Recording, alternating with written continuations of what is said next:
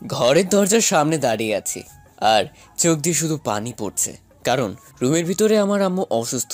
পৃথিবী আমার আপন বলতে একমাত্র আমার আম্মু। ছোটবেলায় বাবা হার্ট অ্যাটাকে মারা যান। আমি শুধু তাদের একমাত্র ছেলে। আজ আমার কারণে আমার মা অসুস্থ হয়ে পড়েছেন। হঠাৎ করে ডাক্তার রুম থেকে বের হলেন। আমি কান্না থামিয়ে ডাক্তারকে বললাম, কেমন আছে আমার আম্মু? ভয়ের কোনো কারণ নেই, এমনি একটু মাথা ঘুরছিল। আর তাছাড়া এখন ওনার রেস্টের প্রয়োজন। এই বয়সে এখন ঘরের কাজকর্মগুলো যত কম করবে তত ভালো। আমি কিছু ঔষধ লিখে দিচ্ছি, সময় মতো খাওয়াবেন। দেখবেন 2-3 দিনের ভিতরে ভালো হয়ে যাবে। ঠিক আছে ডাক্তার। তারপর ডাক্তার আঙ্কেল চলে গেলেন আর আমি তাড়াতাড়ি করে আম্মুর রুমে গেলাম। গিয়ে আম্মুর হাত ধরে কান্না করতে করতে বললাম, আম্মু, তুমি যাকে বিয়ে করতে বলবে আমি তাকেই বিয়ে করব। তবু তুমি নিজেকে এভাবে কষ্ট দিও না প্লিজ, আমি সইতে পারবো না। আম্মু আমার মাথায় হাত বুলিয়ে বললেন, সত্যি তুই আমার পছন্দের মেয়েকে বিয়ে করবি? হ্যাঁ আম্মু, আমি করব। তুমি যাকে বলবে আমি তাকেই বিয়ে করব। আম্মু একটু হেসে আমার চোখের পানি মুছে দিয়ে বলল, এই তো আমার লক্ষ্মী ছেলে। আমার কপালে একটা চুমু দিয়ে বললেন, আজকে আর অফিসে যেতে হবে না, বিকেলে আমাদের গ্রামের বাড়িতে যাব। আচ্ছা। তারপর আমি আম্মুকে নিজের হাতে স্যুপ বানিয়ে খাওয়ালাম আর ওষুধগুলো খাইয়ে দিলাম। আম্মু এখন ঘুমোচ্ছে আর আমি আম্মুর পাশে হাত ধরে বসে আছি আর নিজেকে নিজেই গালাগাল করছি। কারণ আমি যখন সকালে অফিসে যাচ্ছিলাম তখন আম্মু আমাকে বলে, চলেন সকালের কথায় ফিরে যাক। সকালে যাওয়ার আগে আপনাদের পরিচয় দিয়ে নিই। আমি ফুয়াদ, বাবা মার একমাত্র সন্তান। পড়ালেখা শেষ করে এখন একটা কোম্পানিতে জব করি। আমি যখন ছোট ছিলাম তখন বাবা মারা যান। আর বাকিটুকু গল্পর সাথে থাকেন, জানতে পারবেন। এভাবে আর কতদিন থাকবি? এবার একটা বিয়ে করে নে না। দেখো আম্মু, এখন আমি বিয়ে টিয়ে সম্পর্কে জড়াতে চাই না।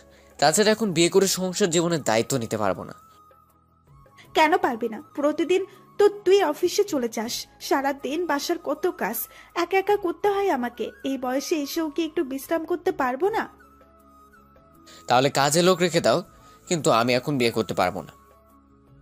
যখন ঘর থেকে বের হচ্ছি তখন কিছু একটা আওয়াজ হলো। পেছনে তাকিয়ে দেখি আম্মু মেঝেতে পড়ে আছে। আম্মুকে মেঝেতে পড়ে থাকতে দেখে আমার পুরো পৃথিবী কয়েক মিনিটের মুহূর্তের জন্য থমকে যায়। দৌড়ে গিয়ে আম্মুকে কোলে তুলে রুমে নিয়ে যাই। তারপর অনেক ডাকাডাকির পরও জ্ঞান ফিরছিল না। আমার মনের মধ্যে একটা অজানা জেগে বসলো। আর দেরি না করে আমাদের ফ্যামিলি ডাক্তারকে কল করে বললাম বাসায় চলে আসতে। তারপর তিনি আসার পর কি কি হলো খানে তো জানেনি। মনের মধ্যে সে ভয়টা মুহূর্তেই উধাও হয়ে গেল। মায়ের মুখে হাসি দেখে, যার মা আছে তার একটি জান্নাত আছে। আর আমি সেই মাকে কষ্ট দিয়েছি জানি না আল্লাহ আমাকে ক্ষমা করবেন কিনা। এসব ভাবতে ভাবতেই আমিও আম্মুর কোলে মাথা রেখে ঘুমিয়ে গেলাম। হঠাৎ করে আম্মুর ডাকে ঘুম ভেঙে গেল। দেখি আম্মু আমার সামনে দাঁড়িয়ে আছে। আমি কিছুটা অবাক হয়ে বললাম, আম্মু তুমি উঠলি কেন? তোমার এখন বিশ্রাম দরকার, প্লিজ তুমি শুয়ে থাকো। সারাদিন কি শুয়ে থাকবো? সকাল গড়িয়ে দুপুর হয়ে গেল, খাবি না? আয় খেতে আয়। আর কিছুই বললাম না। ঘড়ির দিকে তাকিয়ে দেখি 2টা বাজে। আমি উঠে ম্যানেজারকে ফোন করে বলে দিলাম আজকে আর অফিসে যাব না। বাবার রেখে যাওয়া পুরোটা সম্পত্তি একা দেখাশোনা করতে হয়, সেগুলোর জন্যই সময় পায় না। আবার বিয়ে করলে সংসার কিভাবে সময় দিব সেগুলো নিয়ে ভাবছি। আর বিয়ে করে উপায়ও নাই। মায়ের এখন বিশ্রাম দরকার, একা হাতে ঘরের কাজগুলো আর কতদিনই বা করবে। আর কিছুই না ভেবে আমি খাবার টেবিলে বসলাম। তারপর আম্মু ভাত বেড়ে দিল। তারপর আম্মু নিজের হাতে তুলে খাইয়ে দিতে লাগলো। প্রতিদিনই দেয়। খাওয়াতে খাওয়াতে আম্মু বলল, এবার একটা বিয়ে হয়ে গেলেই আমি বাঁচি। প্রতিদিন তোকে আর তুলে খাইয়ে দিতে হবে না, বউ এসে খাইয়ে দিবে। হুম, আমি তোমার হাত ছাড়া খাবোই না। আম্মু আমার কথা শুনে হাসতে লাগলো। তারপর আম্মুও খেয়ে নিল। আমি গিয়ে রেডি হয়ে নিলাম। এখন যাব গ্রামের বাড়ি, কেন জানো তা জানি না। তারপর আম্মু রেডি হয়ে নিল, আমিও গাড়ি বের করলাম। আম্মু গাড়িতে বসলো। আমি আম্মুকে বললাম, আম্মু গ্রামের বাড়িতে কেন যাব, আর কোথায় উঠবে? সোজা তোর খালার বাসায় উঠবো। কেন? গেলেই বুঝতে পারবে। এখন চল। তারপর আর কোনো কথা না বলে গাড়ি চালাতে লাগলাম। আপন মনে 1.5 ঘন্টার মধ্যে খালাদের বাসায় পৌঁছে গেলাম। আম্মু গাড়ি থেকে নেমে ভিতরে গেলেন আর আমি গাড়ি পার্ক করলাম। তারপর আমিও ভিতরে গেলাম। গিয়ে তো আমি অবাক, সবাই দেখি একজোট হয়ে বসে আছে। আজ প্রথম খালার খালুকে সালাম দিলাম। তারপর খালা আমাকে বসতে বলল। আমি আম্মুর পাশে গিয়ে বসলাম। আমার এখন একটু লজ্জা লাগছে, কারণ বাড়ির সবাই এক জায়গায় আর আমার দিকে কেমনভাবে যেন তাকিয়ে আছে। কি করব বুঝতেছি না। আমি আম্মুর কানে কানে জিজ্ঞেস করলাম, আম্মু ওনারা সবাই এভাবে তাকিয়ে আছে কেন? আম্মু হেসে জবাব দিলেন, নতুন জামাই দেখছে। কথাটা শুনেই চমকে গেলাম। বুঝতে আর বাকি রইল না আম্মু এখানে কেন এসেছে। নিশ্চয়ই খালামণির মেয়ের সাথে আমার বিয়ে দিতে এসেছে। কিন্তু এটা কি করে সম্ভব? ওই পেতনিটাকে বিয়ে করলে আমার জীবন নরক করে ছাড়বে। আর তাছাড়া আমার থেকে বয়সে কম করে হলেও 5-6 বছরের ছোট হবে। তাই আমি আম্মুকে কানে কানে বললাম, আম্মু তুমি যা ভাবছো তা ঠিক না। আমি পিচিটাকে বিয়ে করতে পারবো না। আম্মু অনেকটা রাগী কণ্ঠে বলল, চুপ, এখন অনেক বড় হয়ে গেছে, একবার দেখলে তো নিশ্চয়ই পছন্দ হবে। আর কোনো কথা বললাম না, চুপ করে বসে রইলাম। হঠাৎ করে খালামণি উঠে গেলেন। তারপর দেখলাম একটা রুমে ঢুকলেন আর খালু আমাকে বললেন, বাবা কিছু মুখে দাও। না খালু, আমি খেয়ে এসেছি। তারপর উনি হেসে হেসে আম্মুর সাথে কথা বলছে, সেদিকে আমার কোনো খেয়াল নেই। আমার মাথায় একটাই চিন্তা, ওই পেতনিটাকে নিয়ে। ছোটবেলায় বেড়াতে আসলে আমাকে এটাই জ্বালাতো যে ইচ্ছে করে খালাদের বাসে আসতাম না, আসা বন্ধই করে দেই। তারপর অনেক দিন দেখা হয়নি। জানি না এখন পড়াশোনা করে কিনা। এখন তো চেহারাটা দেখতে কেমন তাও ভুলে গেছি। ছোটবেলায় অনেক কিউট ছিল। আমি মাঝে মাঝে গাল ধরে টান দিতাম। জানি না এখনো কিউট কিনা। হ্যাঁ, যেমনই হোক আম্মুর পছন্দই আমার পছন্দ। হঠাৎ করে খালামণি রুম থেকে বের হলো।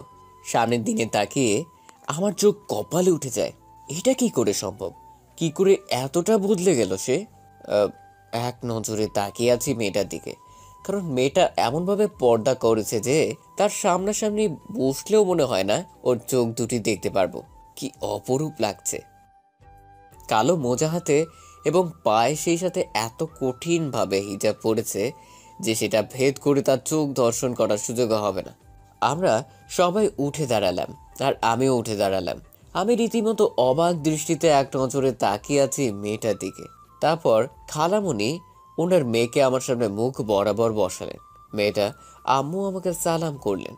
আমি তো ক্রাশ খাইছি ওর এরকম পর্দা করা দেখে। আমার জীবনে এই মেয়েটাই প্রথম যে এরকম কঠিনভাবে পর্দা করতে দেখলাম। আমি চুপচাপ বসে আছি আর আর চোখে ওর দিকে বারবার তাকাচ্ছি। জানি না সে কেমন দেখতে, তবে পর্দায় যে মেয়ে থাকে সে মেয়ে খুব মূল্যবান, আর তার মধ্যে আল্লাহর রহমত বিরাজ করে। জানি না কেমন হবে, তবে মাশাআল্লাহ আমি তার পর্দা করা দেখে মনে হয় ওর প্রেমে পড়ে গেলাম। হঠাৎ আম্মু খালামুনকে বলল, কি রে, মেয়ে কেমন পর্দা করে আনলে? আসলে আমার মেয়ে মনে করছিল তোদের সাথে তোর ছেলে বাদে আরো ছেলে বন্ধুরা আসবে, তাই এরকম পর্দা করে এসেছে। কারণ ও পরপুরুষের সামনে বেপর্দায় চলতে পছন্দ করে না। এবার তোর মেয়েকে দেখা, কতদিন হলো দেখি না। তারপর খালামণি তার মেয়ের হিজাবটা আস্তে করে তুলে দিলেন। আমি সামনের দিকে তাকিয়ে মেয়েটাকে দেখে থমকে গেলাম। অবাক দৃষ্টিতে ওর দিকে তাকিয়ে আছি। জানি না এই রূপের বর্ণনা কিভাবে দিব। আমু তো দেখেই বলে উঠল, মাশাআল্লাহ, কি অপরূপ দেখতে রে তোর মেয়েটা। আমার ছেলে অনেক লাকি যে এমন একটা বউ পাবে। এর মাঝে খালু বললেন, তোমাদের কোনো কথা থাকলে বলতে পারো। শত হলেও তোমাদের দুজনের মতামতের একটা ব্যাপার আছে, কারো ইচ্ছার বিরুদ্ধে কিছু করা যায় না। আমি কিছু বলতে যাব তখন জান্নাত বলে উঠল, ও আপনাদের তো বলাই হয় নাই, জান্নাত হচ্ছে খালামণির মেয়ে। আমার কিছু কথা আছে ওনার সাথে। সবাই ওর দিকে এমন ভাবে তাকালো যেন মনে হলো ওর আগে এমন কথা শুনেনি। আমি অবশ্য খুশি হয়েছি, যাক একটু আলাদাভাবে কথা বলা যাবে তাহলে। তারপর আমাদের দুজনকে একটা রুমের ভিতর দিয়ে আসলো। দুজনের সামনাসামনি দাঁড়িয়ে আছি। এখন কি বলবো বুঝতে পারছি না। নীরবতা ভেঙে মেয়েটা যা বলল তা শুনে মুই একদম অবাক। এতদিন কোথায় মরছিলি কুত্তা? কথাটা শোনা মাত্রই ওর দিকে অবাক দৃষ্টিতে তাকাই। পিচেটার পাগলামি এখনো যায় নাই, এখনো আগের মতোই আছে। আমি একটু অবাক হয়ে নিজেকে স্বাভাবিক রেখে বললাম, এসব কি বলিস? আমি তোর বড়, আর তুই আমাকে তুই তাই করে বলিস? 100 বার বলমু, তাতে তোর কি? আমাকে বলছিস আবার আমার কি মানে? হুম, কি কিছু না। এবার সাহস নিয়ে বললাম, হ্যাঁ পেয়েছি, আমাকে বিয়ে করবে? ওই ওই, তুই কি বললি? আমি পিচ্ছি? কই না তো, তুই তো বড় হয়ে গিয়েছিস। ঢং কত। সেটা আবার কি? কিছু না। এবার একটু বিরক্ত নিয়ে বললাম, ধুর, বিয়ে করতে রাজি কিনা বল, না হলে চলে যাই। সাথে সাথে ও আমার কলার ধরে বলল, প্রেম করস কয়টার সাথে আগে বল? আরে আরে কি করছিস, ছাড় বলছি। আগে বল কয়টার সাথে প্রেম করছিস? ধুর, কারোর সাথে প্রেম করি না। সাথে সাথে ও আমায় জড়িয়ে ধরলো, খুব শক্ত করে ধরছে, নড়তেও পারছি না। হঠাৎ এমন করছে কেন কে জানে। হঠাৎ দেখি বুকের মধ্যে কিল মারছে, আমার শার্টটাও ভেজা ভেজা লাগছে। মনে হয় কান্না করছে, কিল মারতে মারতে বলছে, কুত্তা, আমার সাথে এতদিন কথা না বলে থাকতে পারলি তুই? কথাটা শুনে খুব হাসি পেলে হাসতে হাসতে জবাব দিলাম, কি করব, তুই তো তখন শুধু জ্বালাতিস আমাকে, তাই। একটু জ্বালাতন করতাম তাই এভাবে রাগ করে ছেড়ে চলে যাবি? বুঝতে পারিনি। কি একটু জ্বালাতি, সারাদিন আমাকে জ্বালিয়ে মারতি, হারামি। তো কাকে জ্বালাবো? ছোটবেলা থেকেই তুই ছাড়া আর কোনো ছেলের সাথে আজ পর্যন্ত কোনো কথা বলিনি। শুধু তুই মাঝে মাঝে আমাদের বাড়ি আসতি, তখন তোর চিন্তা ছাড়া আর মাথায় কিছুই থাকতো না। তোর সাথে একটু দুষ্টুমি করতাম, কারণ বল, থেমে গেলি কেন? কারণ আমি আপনাকে ছোটবেলা থেকে ভালোবাসতাম, বুঝছেন?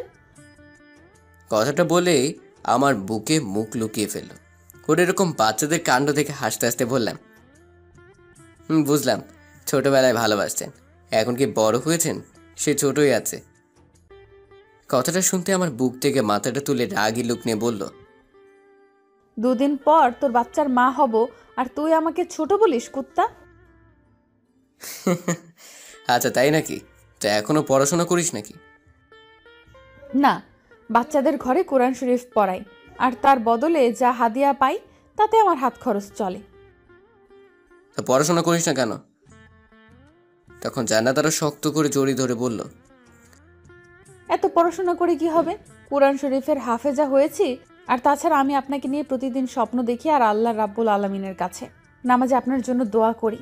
মহান আল্লাহ তাআলা আমার দোয়া কবুল করেছেন, তাই তো আপনাকে এখন স্বামী হিসেবে পেতে চলেছি। ওর কথা শুনে আমি কি বলবো বুঝতে পারছি না। ছোট থেকে এত ভালোবাসে জানতাম না, জানলে তো ছোট থেকে প্রেম করতাম। আর না জানি ভালো হয়েছে, কারণ বিয়ের আগে প্রেম করা হারাম। এখন সব প্রেম ভালোবাসা বিয়ের পর হবে। হয়তো ওর মোনাজাতে দোয়া আল্লাহ তাআলা কবুল করেছে, তাই তো আজ পর্যন্ত কোনো মেয়েকে আমার ভালো লাগেনি। ওকে প্রথম দেখাতেই ভালো লেগেছে, আর শেষে ওকেই ভালো লাগা আর কেউ জীবনে হাসতে পারবে না।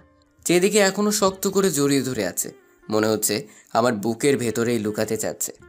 আমি ওর মাথায় হাত বোলাতে বোলাতে বললাম, এই যে এভাবে শক্ত করে জড়িয়ে ধরে আছেন, আমার যে শ্বাস নিতে কষ্ট হচ্ছে।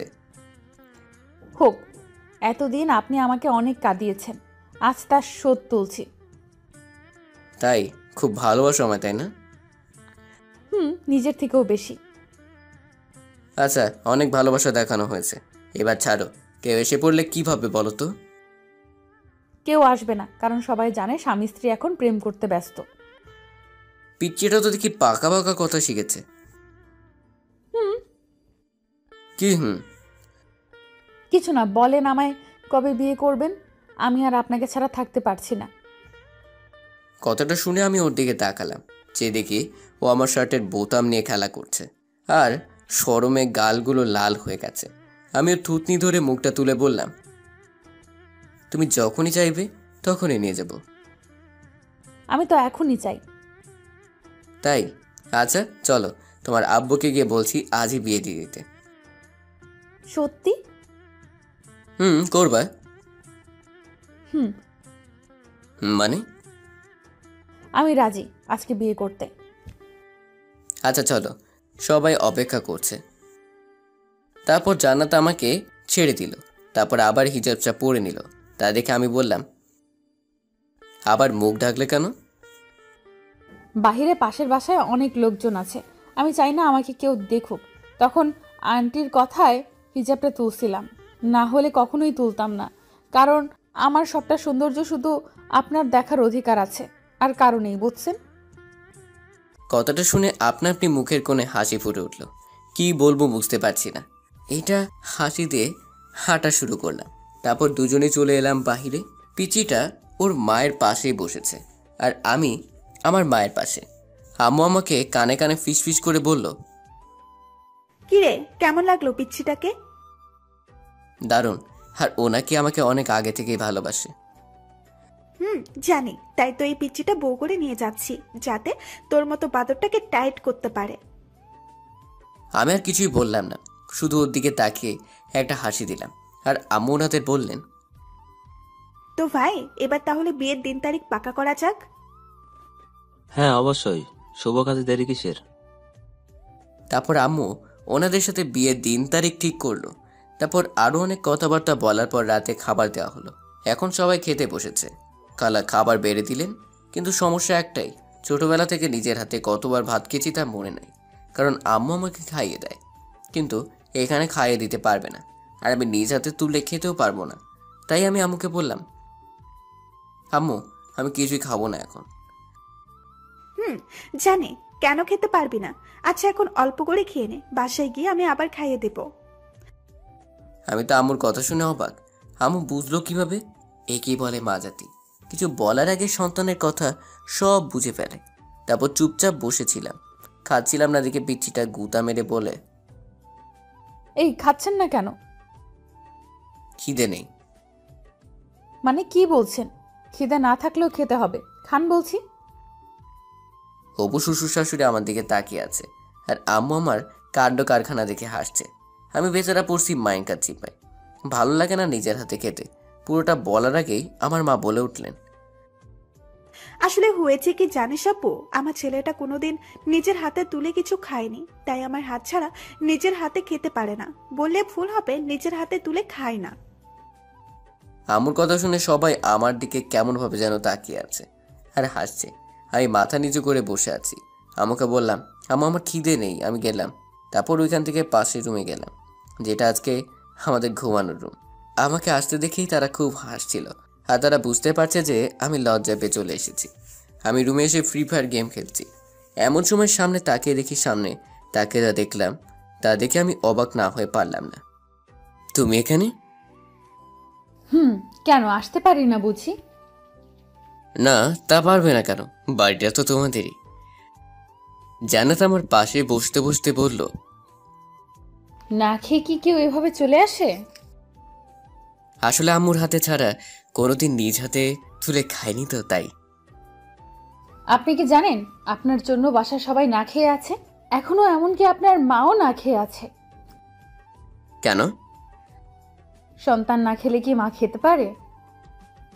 তাহলে আম্মুকে বলো এসে আমাকে খাইয়ে দিতে। আপনার আম্মুর দায়িত্ব দিল, বলল আজ থেকে আমি যেন আপনাকে খাইয়ে দিই। সত্যি? তিন সত্যি। তারপর পিচ্চিটা আমাকে খাইয়ে দিতে লাগলো। আমি খেতে খেতে তাকে বললাম, তুমি খেয়েছো? আপনি খান, তারপর আমি খেয়ে নেব। আমি কিছু না বলে বেলটা ওর হাত থেকে নিয়ে বললাম, নাও হা করো। জানা দেখি হা করে তাকিয়ে আছে, আমার দিকে কোনো কথা বললো না। তাই আমি আবার বললাম, কি হলো, হা করেন। তারপর আস্তে আস্তে মুখ খুললো। আমিও মুখের ভিতর এক লোকমা তুলে দিলাম। ও আমার দিকে এক নজরে তাকিয়ে খাচ্ছিল। তারপর খাওয়া শেষ করে জান্নাত চলে গেল। আমিও কখন যে ঘুমিয়ে পড়লাম বুঝতেও পারিনি। রাতে হঠাৎ খুব পানি তেষ্টা পেল, তাই ঘুম ভেঙে গেল। হাতে মোবাইল নিয়ে দেখি রাত 1টা বাজে। ঘরের লাইটটা অন করলাম। আম্মু শুয়ে আছে ও বোনের সাথে, আর আমি একাই এক ঘরে। ঘরের মধ্যেই পানি খুঁজতে লাগলাম, কিন্তু কোনো পানির চিহ্ন পেলাম না। তাই বাধ্য হয়ে রুম থেকে বের হলাম। সবকিছু যেন কেন অন্ধকার দেখাচ্ছে। গ্রামের লোকেরা সাধারণত 10টার আগেই ঘুমিয়ে পড়ে, তাই তো কাউকে ডাকতে পারবো না।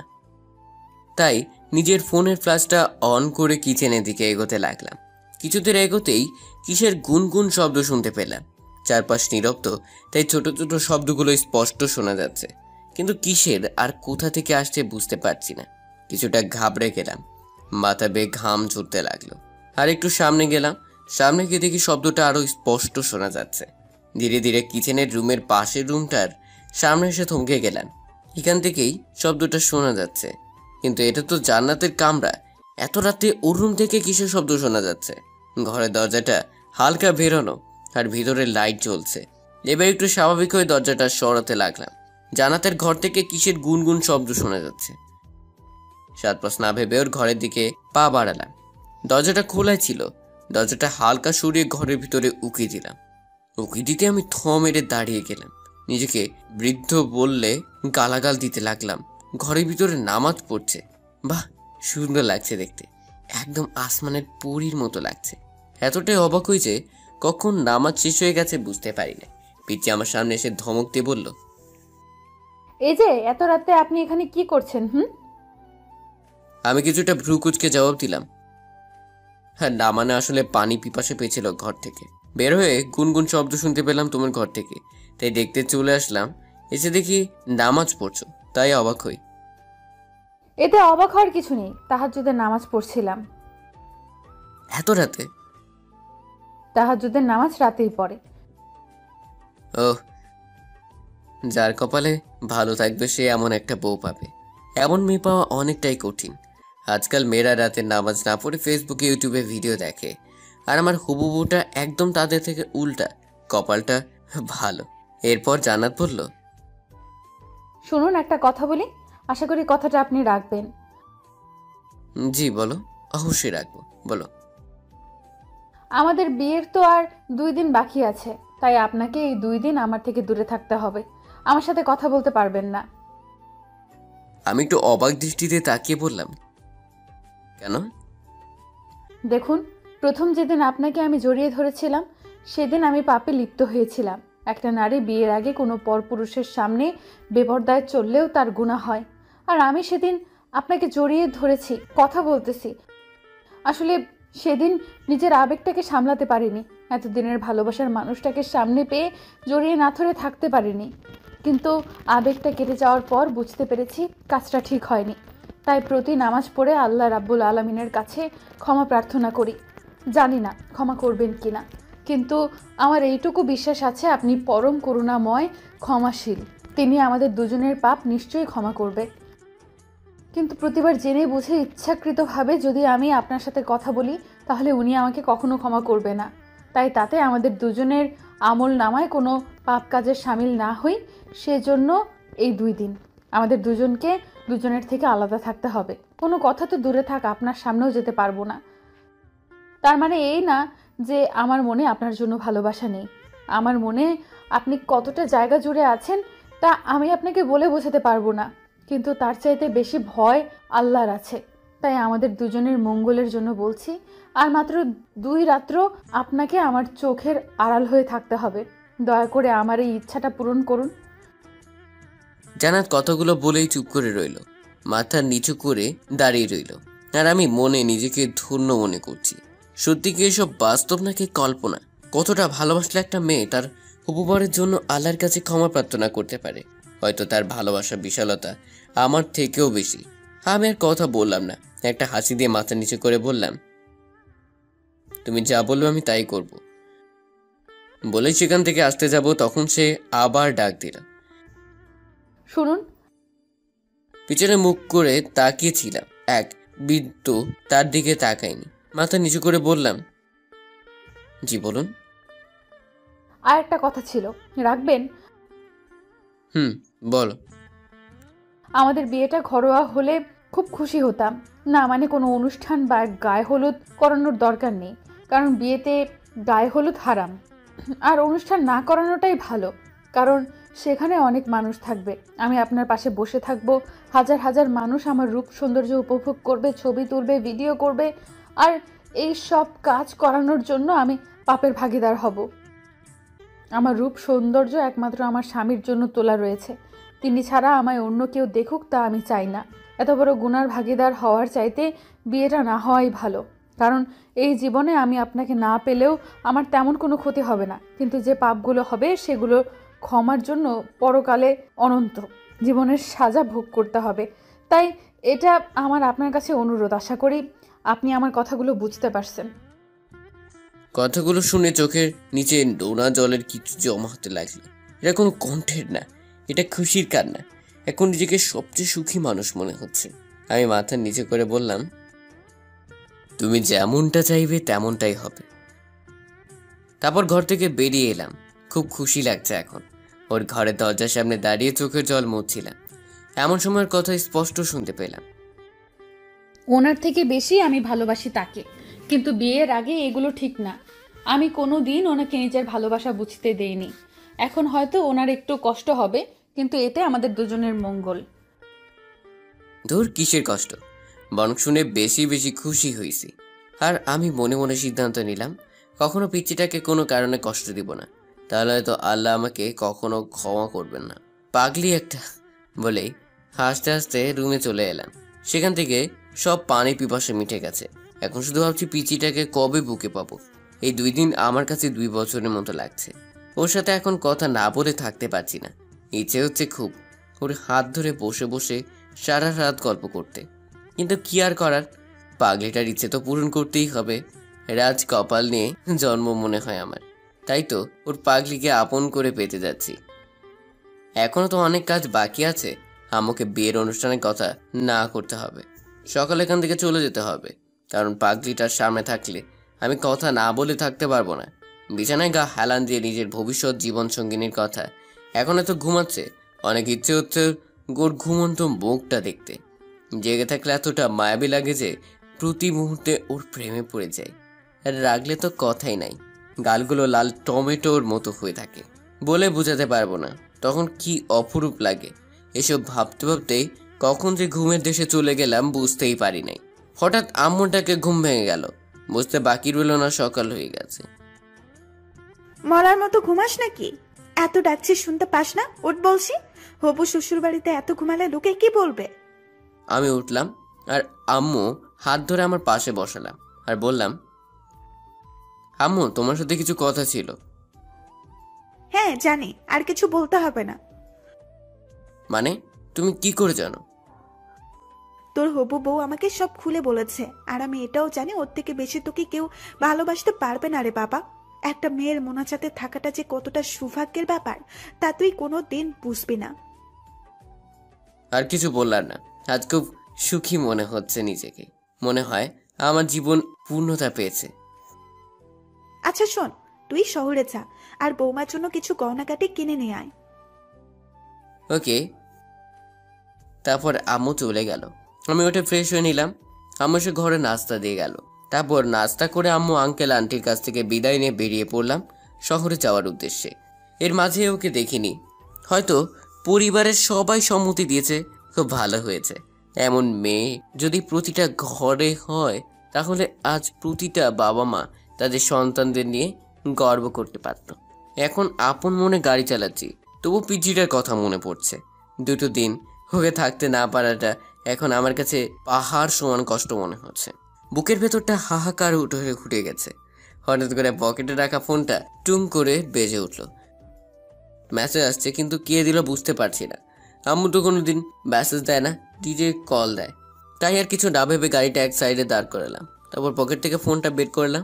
মেসেজটা দেখে আমার মন যেন খুশিতে নাচতে শুরু করলো, কারণ মেসেজটা পিচ্ছি ছিল। লিখেছিল, সাবধানে যাবেন আর গাড়ি আস্তে চালাবেন, ঠিক সময় খেয়ে নেবেন। আপনার জন্য আজ থেকে আমিও না খেয়ে থাকবো, যতক্ষণ না জানতে পারবো আপনি খেয়েছেন কিনা ততক্ষণ আমিও কিছু খাবো না। আর হ্যাঁ, রাস্তায় মেয়েদের দিকে একদম তাকাবেন না, তাকালে চোখ তুলে ফেলবো। আর তাহলে আপনাকে বিয়ে করব, কারণ আমি চাই না আমার ভালোবাসার ভাগ কাউকে দিতে।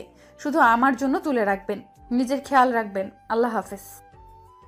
মেসেজটা দেখে চোখের কোনো জল জমে গেল। এত সুখ কপালে শুইবে তো? সত্যি একটা পাগলি। মেসেজের রিপ্লাই দিতে গিয়ে ভাবলাম রিপ্লাই দেওয়াটা কি ঠিক হবে নাকি চিন্তায় পড়ে গেলাম। ও তো বলেছিল কোনো কথা না বলতে। ভাবছিলাম কি করা যায়। এমন সময় একটা বুদ্ধি এলো, এর জন্য একটা গিফট দিব। তবে সেটা বাসরাতে দিব বলেই গাড়ি স্টার্ট দিলাম। গাড়ি চলছে আপন গতিতে, আর মনের মধ্যে পিচিটার জন্য টান বেড়েই চলেছে। ইচ্ছে হচ্ছে এক্ষুনি দৌড়ে ওর কাছে চলে যাই, কিন্তু কি করব, আমার হাত পা বাঁধা, চাইলেও যেতে পারবো না। পিচিটা একটা ইচ্ছে প্রকাশ করেছে, আর আমি যদি তা পূরণ করার না পারি তাহলে কি করে ওর ভালোবাসা পাবো? যতটাই কষ্ট হোক না কেন, আমি আর একদিন ওর থেকে দূরে থাকবো। আপন মনে ওর কথা ভেবে গাড়ি চালাচ্ছিলাম। প্রথমে ঢাকা এসে আগে অফিসে গেলাম, একটু রেস্ট নিলাম। ঘড়ির দিকে তাকিয়ে দেখি 12টা বেজে গেছে। আজ বাদে কাল আমার বিয়ে, অথচ কাউকে ইনভাইট করি নাই। কেউ জানে না যে আমার বিয়ে ঠিক হয়েছে। যদি পিচিটা মানে না করতো তাহলে এতক্ষণে সবাই মেনে যেত। যাই হোক, সেসব নিয়ে ভাবছি না। রাতের মধ্যে আমার গ্রামের বাড়িতে কি ফিরতে হবে, কিন্তু ওদের বাসা যাওয়া যাবে না, নিজেদের বাসায় গিয়ে উঠতে হবে, আর সেখানে একটা রাত একাই কাটাতে হবে। অপেক্ষা করছি কখন আর একটা দিন পার হবে। অপেক্ষা করা যে কতটা কষ্টের তা সেই জানে যে মনে থেকে কাউকে ভালোবাসতে জানে, আর যে ভালোবাসতে জানে সে অপেক্ষা করতেও জানে। অফিস থেকে ম্যানেজার সাহেব সব কাজকর্ম বুঝিয়ে দিয়ে আমি বেরিয়ে পড়লাম শপিংয়ে যাওয়ার উদ্দেশ্যে।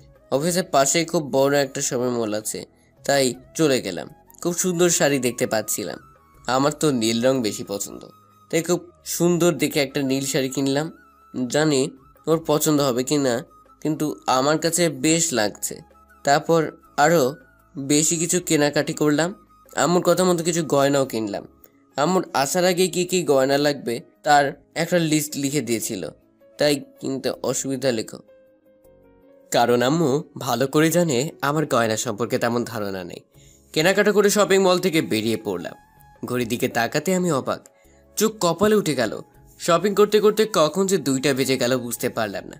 মনে হয় এখনো মা জননী খায় নাই। আমি জানি আমি দুপুরে যতক্ষণ না খাবো ততক্ষণ একজন না খেয়ে থাকবেই, আর সে হলো আমার আম্মু। আবার আজকে থেকে নাকি পিচিটাও না খেয়ে থাকবে আমার জন্য। এমন করলে কি চলে? একজনের জন্য সবাই না খেয়ে থাকবে। নিজেকে নিজেই গালাগাল করতে লাগলাম। আমার খুব ক্ষুধা লেগে গেছে, তাই প্রথমে গিয়ে একটা রেস্টুরেন্টে প্রবেশ করলাম। খাবারের অর্ডার দিতেই ফোনটা বেজে উঠলো। বুঝতে পারলাম এটা আমার আম্মু ছাড়া কেউ দেয়নি, তাই তাড়াতাড়ি ফোনটা রিসিভ করলাম। হ্যালো বলতেই আম্মু বলল, কিরে বাবা, কিছু খেয়েছিস? হেই তো আম্মু, মাত্র খেতে বসলাম, তুমি খেয়ে নাও। আচ্ছা তুই খেয়ে নিস, আর সাবধানে আসিস কিন্তু। আচ্ছা, কিন্তু আমি যে তোমার হাতে ছাড়া খেতে পারি না সেটা তো তুমি ভালো করে জানো। এখন তো এটা বলছিস, আজ বাদে কাল বউ আসলে তখন মায়ের হাতের খাবার খেতে ভালো লাগবে না, তখন বউয়ের হাতে খেতে ভালো লাগবে। এমনটা কখনো হবে না, আমি সবসময় তোমার হাতেই খেতে চাই। হয়েছে, আর বলতে হবে না, চুপচাপ খেয়ে নে। ঠিক আছে, এবার একটু সাহস নিয়ে আমাকে বললাম। আম্মুও খেয়েছে। আম্মু আমার কথা শুনে হাসতে হাসতে বলল, না, তোরও খাইনি। আমাকে বলছে যতক্ষণ তুই না খাবি ততক্ষণও খাবে না। এবার একটু শরম লাগলো। তাতে কি হয়েছে, মাই তো, ও তো সব জানেন। তাই আবার একটু সাহস নিয়ে বললাম, আম্মু তুমি ওকে ডেকে বলো খেয়ে নিতে, যাতে আমি শুনতে পাই। বাবা, আমার ছেলে দেখি 2 দিনে বউ পাগল হয়ে গেছে। মানে আম্মু, আমার যে এখন শরম লাগছে তা আম্মু ঠিকই বুঝতে পেরেছে। তাই আম্মু বলল, হয়েছে, থাক, আর লজ্জা পেতে হবে না। না, এখনই বলছি। তারপর আম্মু জান্নাতকে ডাকতে লাগলেন। জান্নাত মা, জান্নাত, এদিকে আয় তো। জি আন্টি, আসছি। কিরে মা, আসপাতে কাল আমার ছেলের বউ হবে, আর তুই এখনো আন্টি বলে ডাকছিস? আম্মু বলে ডাকতে পারিস না? আচ্ছা আম্মু বলে ডাকবো। এখন যা, খেয়ে নে। না মানে আম্মু, উনি খেয়েছেন। উনি খেয়েছে, এখন যা, তুই খেয়ে নে। তো দুপুর গড়িয়ে বিকেল হতে চললো। উনি এখন কোথায়? ঠিক মতো শহরে পৌঁছেছেন তো? হ্যাঁ, উনি ঠিক মতো শহরে পৌঁছেছে। এবার যা, তুই খেয়ে নে, আর চিন্তা করতে হবে না। আচ্ছা আম্মু, আপনি খাবেন না? আপনিও তো সেই সকাল থেকে কিছু খাননি। হ্যাঁ, তুই যা, আমি আসছি। তারপর জান্নাত চলে গেল আর আম্মু আমাকে বলল, হয়েছে, এবার খুশি তো? এবার তুইও একটু খেয়ে নে, আসার সময় সাবধানে আসবি। ঠিক আছে আম্মু, তাই হবে। তারপর আম্মু ফোন রেখে দিল আর আমি খাবার টেবিলে বসে বসে ওর এইমাত্র কথা বলাগুলো রেকর্ড করে নিয়েছি। ওর এইটুকু কথা বলাগুলো আবার শুনলাম, খুব ভালো লাগছে। অজানা খুশির ঝড় বইছে। প্রতিবারই ওর প্রেমে পড়ে যাই ওর কথাগুলো শুনে। ওর জন্য ভালোবাসা এতটাই বেড়েছে যে এখন প্রতিটা মুহূর্তে মনে পড়ে। ওর কথা ভাবতে ভাবতে খাওয়া শেষ করলাম। মায়ের হাতে খাওয়া ছাড়া ভালো লাগে না, কোনো রকম খেলাম। তারপর বিল পরিশোধ করে বেরিয়ে পড়লাম সেখান থেকে। অফিসে চলে গেলাম।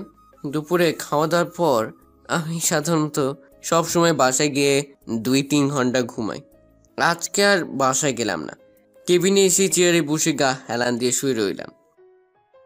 কখন যে ঘুমিয়ে গেলাম বুঝতেও পারিনি। ম্যানেজার সাহেব এসে ঘুমের 12টা বাজিয়ে দিল। তিনি এসেছিলেন একটা ফাইল সই করে নিতে। কেয়ার করা ঘুম ত্যাগ করলাম। তারপর ফাইল দেখে সই করে দিলাম। তারপর ম্যানেজার সাহেবকে বললাম, আমি কয়েকদিনের জন্য গ্রামের বাড়িতে যাচ্ছি, তো আমার অবর্তমানে সবকিছু দেখে শুনে রাখবেন।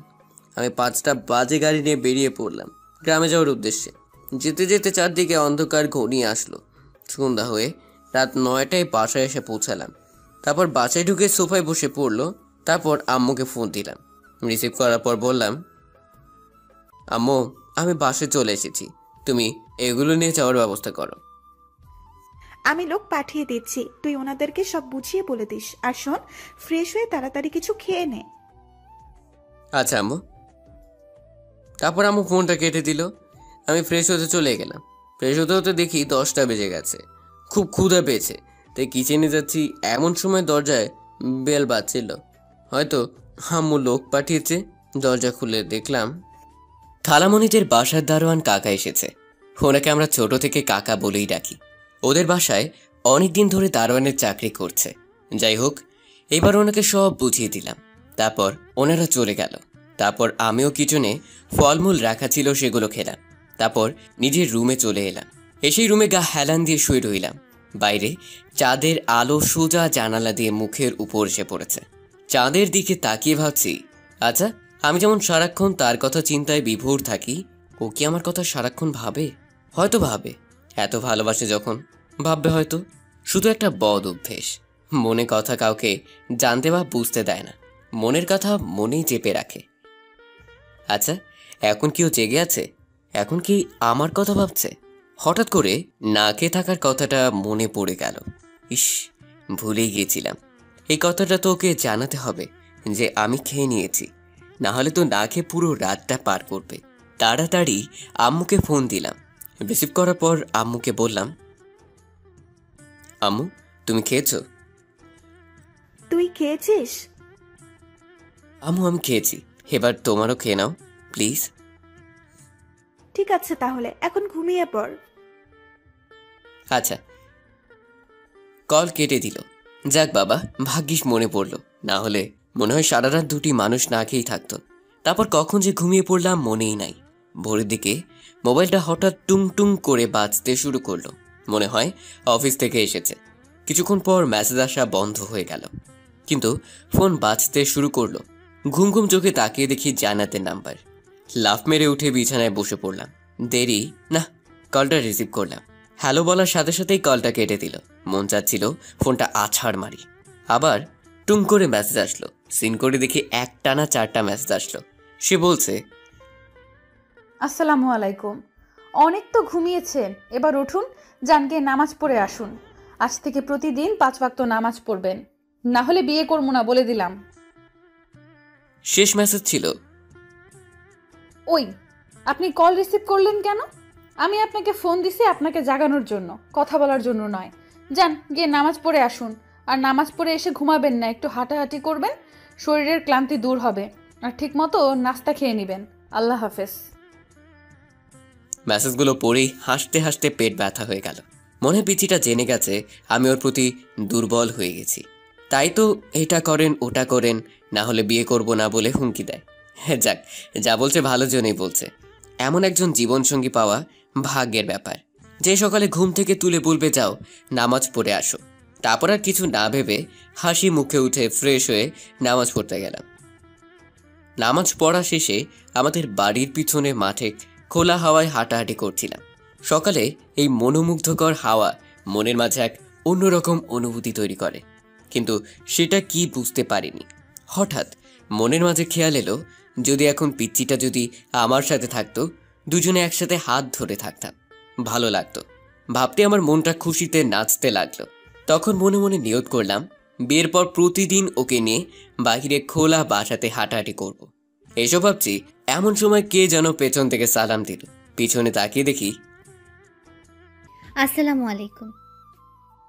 বেশি অবাক হইনি, কারণ এটা ছিল রিয়া জান্নাতের সাথে আগে পড়াশোনা করত। সে কালো বোরকা পরে আছে, ম্যাচিং করা মোজা দেখতে খুব সুন্দর লাগছে। আমি তার সালামের জবাব দিলাম এবং বললাম, আরে রিয়া, তুমি এত সকালে কোথায় যাচ্ছ? প্রাইভেট পড়তে যাচ্ছি দুলাভাই। ও আচ্ছা, তো স্কুল কখন যাবে? 8:30টায় স্কুলের ক্লাস শুরু হয়, এতক্ষণ স্যারের কাছে কোচিং করি। ঠিক আছে, সাবধানে যাও। আচ্ছা, যদি কিছু মনে না করেন তাহলে একটু সাহায্য করবেন? মনে করার কি আছে, বল, কি সাহায্য করতে পারি? আমাকে একটু এগিয়ে দিয়ে আসবেন স্যারদের বাসা পর্যন্ত। আসলে ওখানে কিছু বখাটে ছেলে আমাকে প্রতিদিন জ্বালাতন করে। কি এত বড় সাহস? চলো দেখি কে তোমাকে ডিস্টার্ব করে। তারপর রিয়া কিছু না বলে হাঁটা শুরু করলো। আমিও তার পিছনে হাঁটা ধরলাম। কিছুক্ষণ পর একটা জায়গায় এসে দাঁড়ালাম, পাশে স্যারদের বাসা, আর রাস্তার ওপারে কিছু পোলাপান দাঁড়িয়ে আছে। দেখে বোঝাই যায় 9-10-এ পড়ে। তারপর রিয়া আমাকে বলল, দুলাভাই, ওই ছেলেগুলোই আমাকে প্রতিদিন ডিস্টার্ব করে। আচ্ছা তুমি ভিতরে যাও, মন দিয়ে পড়াশোনা করো, আমি ওদের দেখছি, আর তোমাকে এই স্কুলে দিয়ে আসবো আজকে। ঠিক আছে দুলাভাই। তারপর রিয়া ভিতরে চলে গেল, আর আমি ছেলেগুলোর কাছে গেলাম। বাচ্চা ছেলে, এই বয়সে এমন করবেই, স্বাভাবিক। তাই বেশি কিছু বলি নাই, ভালোভাবে বুঝালাম, মেনে গেল। দেখতে দেখতে 8টা বেজে গেল। রিয়া কোচিং থেকে বের হলো, তারপর আমাকে বলল, কি ব্যাপার দুলাভাই, কি বলছে ওরা? আমি ভাবলাম রিয়াকে একটু রাগাই, তাই বললাম, ওরা বলল তুমি নাকি ওদের মধ্যে একজনকে ভালোবাসো। কি এত বড় সাহস আমার নামে মিথ্যে বলা! দাঁড়ান, আজকে ওদের উচিত শিক্ষা দেব। এই বলেই রিয়া হাঁটা শুরু করলো, আর আমি পরিস্থিতি হাতে বাহিরে যাওয়ার আগেই ওর পথ আটকে দাঁড়াই। দাঁড়িয়ে দাঁড়িয়ে হাসছি। এমন সময় রিয়া আমাকে ধমক দিয়ে বলল, আপনি কেমন দুলাভাই? হ্যাঁ, ওরা আপনার শালিকার নামে মিথ্যে অপবাদ দিল আর আপনি হাসছেন? আরো ওরা তোমার নামে মিথ্যা অপবাদ দেয় নাই, আমি তোমার সাথে একটু মজা করলাম আর কি। কি, আপনি এমনটা করতে পারলেন? দাঁড়ান, বাসায় জান্নাতের কাছে বিচার দিব আপনার নামে। হ্যাঁ, কি বলছো? আমি তো একটু মজা করলাম, এখানে তোমার জান্নাতকে টানার কি দরকার? ফাজলামো করার আগে মনে ছিল না? আচ্ছা সরি, এরপর থেকে আর মজা করব না। তবু তুমি জান্নাতকে কিছু বলিও না। ওকে, তবে এক শর্তে। শর্ত মানলে জান্নাতকে কিছু বলবো না। কি শর্ত বলো? 1000 টাকা দিন, তাহলে বলবো না। এত টাকা দিয়ে কি করবে তুমি? যা ইচ্ছে তাই করব। আপনাকে দিতে বলছি, দেন, না হলে। এভাবে টাকা হাতে নেওয়া কি ঠিক হচ্ছে? দিবেন কিনা তা বলুন। দিচ্ছি তো, এত রাগ দেখাও কেন? কিছুই করার নাই। অবশেষে মানিব্যাগ থেকে সকাল সকাল 1000 টাকা খরচ হয়ে গেল। টাকা হাতে দিতে রিয়া বলল, চলুন, এবার আমাকে স্কুল পর্যন্ত এগিয়ে দিয়ে আসুন। চলো। তারপর দুজনে হাঁটতে হাঁটতে কথা বলছিলাম, তখন যে স্কুলের সামনে এসে গেছি টের পেলাম না। তারপর রিয়া বলল, আচ্ছা দুলাভাই, আপনি সকালে নাস্তা করেছেন? না, এখনো করিনি, বাসায় গিয়ে করে নিব। তারপর রিয়া ব্যাগ থেকে একটা বক্স বের করলো এবং আমার হাতে দিয়ে বলল, এই নিন, এখানে জান্নাত নাস্তা বানিয়ে পাঠিয়েছে। আমাকে বলল আপনাকে দিয়ে দিতে, খেয়ে নেবেন। আচ্ছা। তারপর রিয়া স্কুলে চলে গেল। আমি বক্সটা হাতে করে নিয়ে খুশিতে হাসতে হাসতে বাড়িতে চলে এলাম এবং টেবিলে বসে হবু বউয়ের দেওয়া নাস্তাগুলো সেরে নিলাম। বিছানায় গা হেলান দিয়ে ভাবছিলাম কাল আমার বিয়ে, কেমন একটা ফিলিংস অনুভব করছি, একটু লজ্জাও লাগছিল। এসব ভাবতেই তারপর আম্মুর সাথে একটু ফোনে কথা বলে নিলাম। আগামীকাল আমাদের বিয়ে সকাল 10টার দিকে। কাজী অফিসে বিয়ে হবে আর খাওয়া দাওয়ার ব্যবস্থা জান্নাতের বাসায়। কিছু ফকির মিসকিন আর এতিমদের খাওয়ানোর কথা বলছে। যাক, ভালোই হয়েছে। অন্তত গরিবদের খাইয়ে যদি কিছু নেকি অর্জন করা যায় তাহলে তো খুবই ভালো, আর সুখের হবে আমাদের সংসার জীবন ইনশাআল্লাহ। মোবাইলে ফেসবুক চালাতে চালাতে কখন যে ঘুমিয়ে পড়লাম বুঝতেই পারি নাই। হঠাৎ ঘুম ভেঙে গেল, বিছানা থেকে লাফ দিয়ে উঠলাম। জীবনে প্রথম দুঃস্বপ্ন দেখলাম। আমার মাথা বেয়ে ঘাম ঝরতে শুরু করলো। তাড়াতাড়ি করে এক গ্লাস পানি খেয়ে নিলাম। হঠাৎ ঘুমিয়ে পড়ায় দুঃস্বপ্ন দেখে চমকে উঠলাম। দুঃস্বপ্ন হলো আমার হবু বউকে নিয়ে। হঠাৎ ও আমার স্বপ্নে এলো, কিন্তু সে একটা বিছানায় বসে ছটফট করছে আর জোরে জোরে কান্না করছে। আমি কাছে গিয়ে ওর হাতটি ধরায় তার কান্না থেমে গেল। সে জ্ঞান হারিয়ে ফেলল। তারপর ওকে জড়িয়ে ধরে কাঁদতে লাগলাম। কেন জানি না হঠাৎ এমন স্বপ্ন দেখলাম, বুকের ভিতর ধুপ করে উঠল, চোখের নিচে নোনা জল জমতে লাগলো। কেন এত ভয় করছে আমার? তবে কি সে আমাকে ছেড়ে চলে যাবে? সত্যি কি আমি তাকে সারা জীবনের জন্য আপন করে পাবো না? এসব ভাবতে ভাবতেই বুকের মাঝে ঠিক বাম দিকটার হৃৎপিণ্ডে ব্যথা অনুভব করলাম। এখন আমার ওকে নিয়ে ভাবতে ভয় করছে। যদি স্বপ্নটা সত্যি হয় তাহলে আমি কি করব? তাকে যে এই 2 দিনে বড্ড বেশি ভালোবেসে ফেলেছি। এখন যদি ওকে না পাই তাহলে দিশেহারা হয়ে যাব। আর কিছু ভাবতে পারলাম না। সব কিছু কেমন যেন গুলিয়ে যাচ্ছিল। আমি আম্মুকে ফোন দিলাম, একটু কথা বলে নিলাম, ওর ব্যাপারে খোঁজ খবর নিলাম। আম্মু সব কিছু ঠিক আছে, চিন্তা করার কোনো দরকার নেই। আম্মুকে স্বপ্নের কথাটা বললাম। আম্মু হেসে বলল, স্বপ্ন কখনো সত্যি হয় না, কিন্তু আমার মনের ভিতর কেমন যেন ভয় হচ্ছিল। আম্মুর সাথে কথা বলার পর ভয়টা দূর হলো। দেখতে দেখতে সময় পার হয়ে গেল। দুজন দুই দিকে, অথচ খেয়ালি পনায় মিশে একাকার হয়ে রয়েছে। তবে কি এটাই ভালোবাসার লক্ষণ? শুনছিলাম প্রেমে পড়লে নাকি সবকিছু রঙিন লাগে। রাতের আকাশে তারার মেলা দেখে মনে হচ্ছে হয়তো এই প্রান্তে বসে সে আমার চিন্তায় ডুবে রয়েছে। ভাবতে ভাবতেই সকাল হয়ে গেল। আমি তো পিচ্ছি ছেড়ে, তাই তেমন একটা বর সাজানো হলো না। অফিসে যেভাবে যাই সেভাবেই কাজী অফিসে গেলাম। সবাই উপস্থিত, শুধু কাজী সাহেবের কাজটাই বাকি। এখন আমার পাশে বসে আছে আমার পিচ্চি বউটা। জানি না কেমন লাগছে ওর মুখ। ভঙ্গি দেখে বোঝার উপায় নেই যে সে লজ্জা পাচ্ছে নাকি, কারণ সে পুরোপুরি পর্দায় নিজেকে আড়াল করে রেখেছে। পিছন থেকে রিয়া চিমটি মেরে বলল, দুলা ভাই, যদি আমার বান্ধবীকে আপনি কষ্ট দেন তাহলে কিন্তু আপনার খবর আছে। আসলে রিয়া একটু বেশি পাক না, সবসময় মজা করে, কিন্তু মনটা খুব ভালো। আমি রিয়ার কথা শুনে হাসি আটকে রাখতে পারলাম না, তাই হাসতে হাসতে বললাম, এতটা সুখে রাখবো যে পাড়া প্রতিবেশীরা বলে পুড়ে মরবে। তারপর আর কোনো কথা বললাম না। তারপর ওর দিকে আর চোখে তাকাচ্ছিলাম, কিন্তু আমার মনে হয় না যে ও আমার দিকে একবারও তাকিয়েছে। চুপ করে মূর্তির মতো বসে আছে। অবশেষে কাজী সাহেব বিয়েটা পড়িয়ে দিলেন। শুরু হলো নতুন এক জীবন। আমার একার জীবনে নতুন জীবন যোগদান হয়েছে। আম্মুর কাছে গিয়ে সালাম করলাম দুজনেই। তারপর শ্বশুর শাশুড়ি মাকে সালাম করলাম। পাশে রিয়াই দাঁড়িয়েছিল, দাঁড়িয়ে দাঁড়িয়ে হাসছে। জিজ্ঞেস করলাম, হাসছো কেন? রিয়া হাসতে হাসতে বলল, আজ যদি আমি তোমাদের মতো বড় হতাম তাহলে তোমরাও আমার পায়ে ধরে সালাম করতে।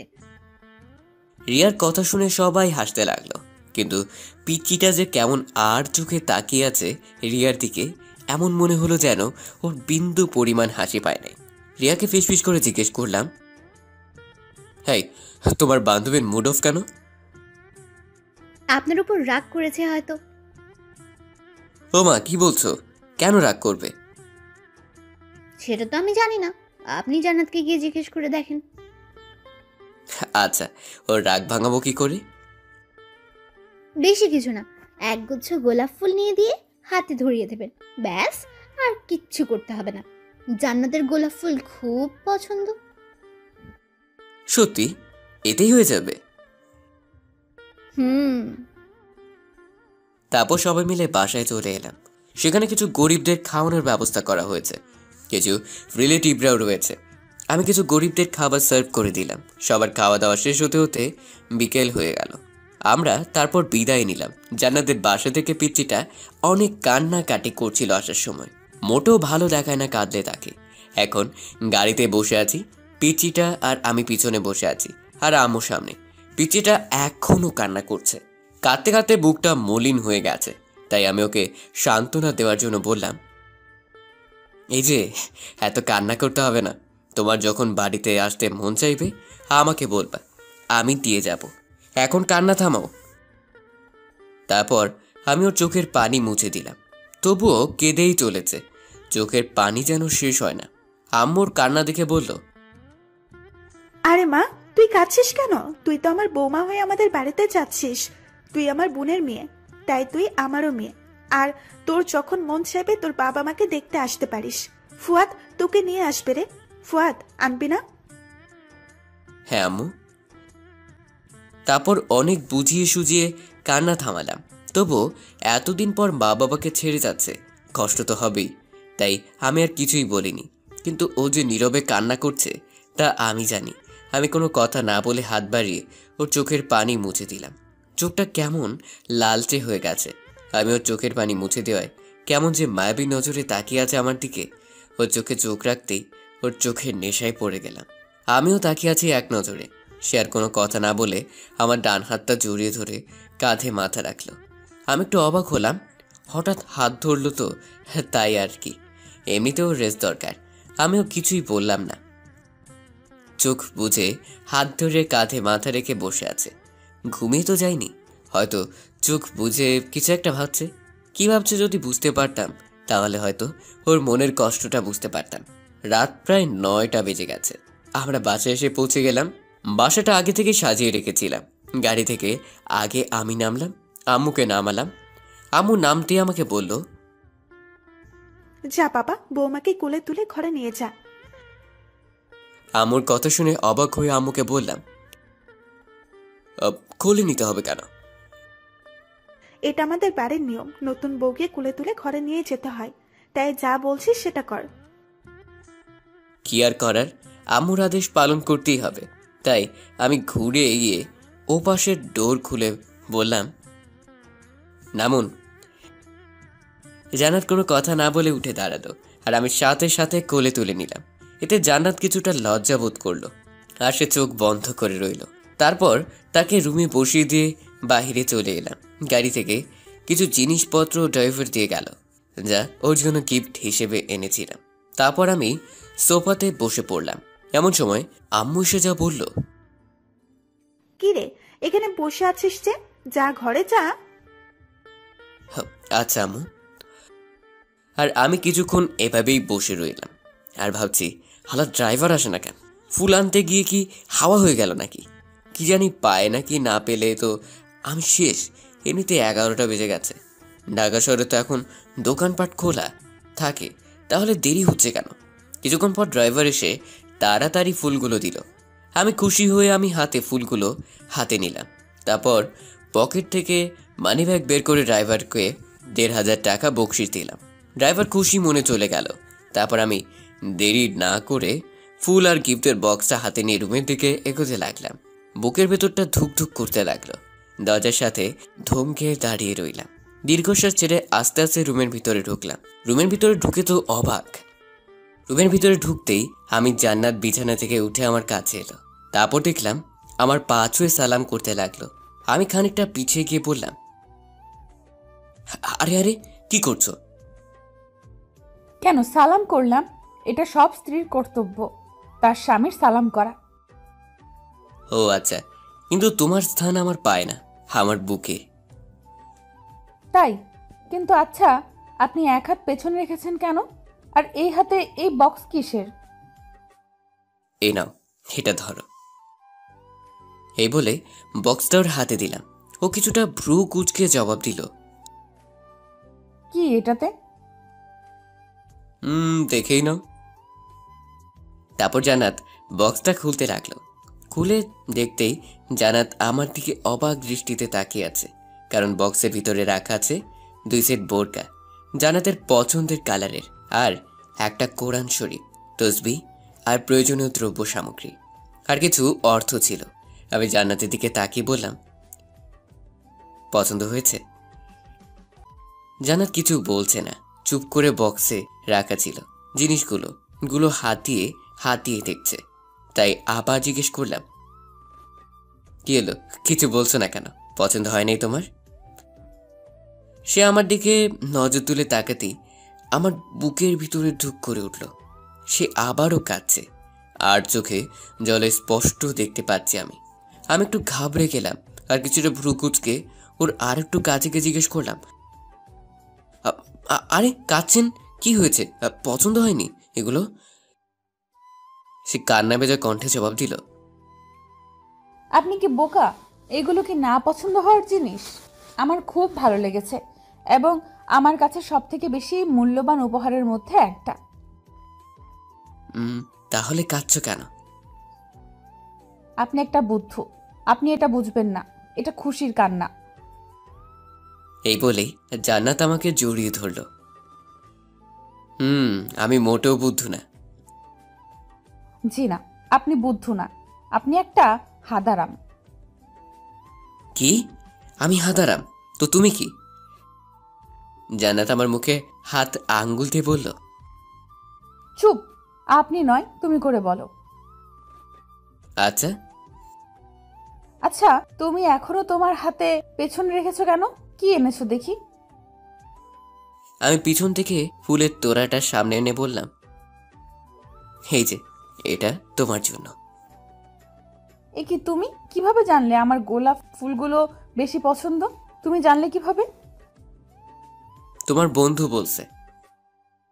আচ্ছা দাও এগুলো, আমি রেখে দিচ্ছি। আর তুমি গিয়ে অজু করে আসো, যাও। ঠিক আছে, যাচ্ছি। আমাদের সংসার জীবন যাতে সুন্দর হয় সেজন্য আল্লাহ রাব্বুল আলামিনের কাছে 2 হাত তুলে ফরিয়াদ করব। তিনি আমাদের নিশ্চয়ই খালি হাতে ফেরাবেন না। আচ্ছা। তারপর উঁচু করে দুজনে একসাথে নামাজ পড়ে নিলাম। নামাজ পড়া শেষ, জান্নাত বলল, আমি তোমার উপর অনেক রাগ করেছি। তুমি আমার সাথে কথা বলবে না একটুও। ও মা, রাগ করছো আবার? কিন্তু কেন? এমনি আমার অনেক রাগ হচ্ছে। ফুল তো এনে দিলাম, আর কি এনে দিতে হবে শুনি? এই, তুমি কি আমাকে লোভী ভাবো যে কোনো জিনিস দিলে আমার রাগ ভাঙবে? হ্যাঁ, তাই তো। কি বললে? কই কিছু না তো। চুপ, যাও, তোমার সাথে কথা নাই আমার। কেন? কি করতে হবে বলো? তখন আমাকে ওভাবে কোলে তুলে আনলে যে, আমার অনুমতি নিয়েছিলে? না, কিন্তু আম্মু বলছে কোলে তুলো নিয়ে আসতে, তাই নিয়ে আসলাম। বুঝেছি। আচ্ছা বল, এখন তোমার জন্য কি করতে হবে শুনি? যা বলবো তাই করবে? হ্যাঁ, করবো তো। আমি ছেলেবেলা থেকে তোমাকে স্বামী হিসেবে পাওয়ার জন্য আল্লাহর কাছে দোয়া করে এসেছি। আজ আমার স্বপ্ন পূরণ হয়েছে, কিন্তু আমার আরেকটা স্বপ্ন আছে, সেটা তোমাকে পূরণ করতে হবে। কি সেটা শুনি? পূরণ করবে তো? হ্যাঁ, কেন করব না? আমার বউ আমার কাছে একটা আবদার করেছে, আর আমি যদি সেটা পূরণ না করতে পারি তাহলে আমি কেমন স্বামী হলাম? তোমার যে ইচ্ছেই থাক না কেন, আমি পূরণ করব ইনশাআল্লাহ। না মানে, কথাটা বলতে আমার লজ্জা লাগছে। হুমা, পিচিটা আবার লজ্জাও পায় বুঝি? কি, আমি পিচ্ছি? কই না তো, তুমি তো অনেক বড়, আমার থেকেও বড়। কি বলো, তোমার ইচ্ছেটা কি শুনি? কাছে আসো, কানে কানে বলবো। কি এমন কথা যে কানে কানে বলতে হবে? তোমাকে আসতে বলছি না, এক কথা কেন বারবার বলো? আচ্ছা, আসছি। তারপর আমিও ওর কাছে যেতেই ও আমাকে জড়িয়ে ধরলো, আমার বুকে মুখ লুকিয়ে রেখেছে। আমি অবাক হয়ে জিজ্ঞেস করলাম, এই পাগলি, এভাবে কেউ হুট করে জড়িয়ে ধরে? আমি ধরবো তাতে তোমার কি? আমি আমার স্বামীকে জড়িয়ে ধরেছি। হুম, কিন্তু তোমার ইচ্ছেটা কি এখনো বললে না? না মানে আসলে কি হলো বলো? আমি না একটা বাবু চাই তোমার কাছে, তোমার মতো দেখতে কিউট এমন একটা বাবু চাই। বলে আমার বুকের ভিতর মুখ লুকিয়ে ফেললো। মনে হলো যেন বুকের ভিতর ঢুকে যেতে যাচ্ছে। আমি হাসতে হাসতে ওকে জড়িয়ে ধরলাম, বললাম, ইস, আমার বউটা আমার কাছে বাবু চায়, আর আমি কি না তা করতে পারি না? কিন্তু এর জন্য তোমাকে কষ্ট করতে হবে যে। কি কষ্ট? বেশি কিছুই না, শুধু আমাকে ভালোবাসতে হবে। এই আমাকে আবার কোলে নাও প্লিজ। কেন? আমি তোমার বুকে মাথা রেখে ঘুমাতে চাই তাই। তাই বুঝি? তারপর ওকে কোলে তুলে নিলাম। ও আমার বুকে মাথা রেখে চুপ করে নিয়ে শুয়ে দিলাম। ও আমাকে জড়িয়ে ধরে বলল, হেই, আমাকে একটা ইয়ে দিবে? ইয়ে কি গো? জানো না বুঝি? কই না তো। ও আচ্ছা, তাহলে থাক। এই বলে জান্নাত আমার বুকে মাথা রেখে চুপ করে শুয়ে রইল। আমি জান্নাতের মাথায় হাত বুলাতে বুলাতে বললাম, এই যা, পিচ্চিপুটা রাগ করলো নাকি? হুম। কি হুম? কিছু না, ঘুমাও তো। ঘুমাইলে বাবু আসবে কই থেকে? জানি না।